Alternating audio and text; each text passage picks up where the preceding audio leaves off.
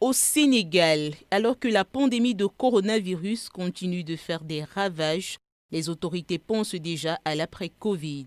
Au cours d'un conseil présidentiel tenu le 29 septembre au Palais de Dakar, les représentants du gouvernement, du secteur privé et des partenaires internationaux ont défini une feuille de route pour relancer l'économie sénégalaise.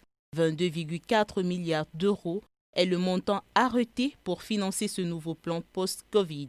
L'objectif de ce plan est la relance de la croissance économique et la reprise des activités.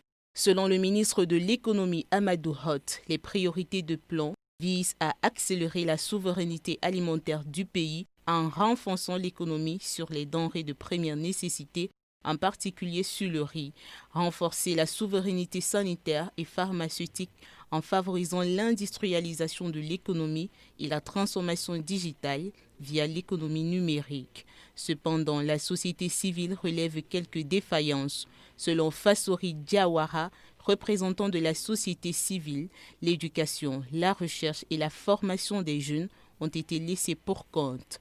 Ces secteurs représentent à peine 4% du montant global de ce plan.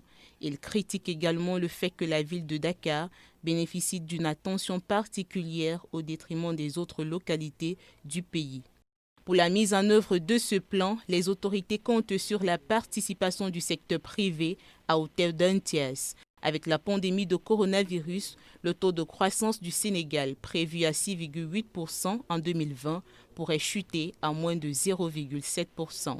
Mais le président Macky Sall affiche son optimisme avec une prévision de croissance de 5,2% dès l'an prochain et une perspective de plus de 13% en 2023 grâce à l'exploitation du pétrole et du gaz.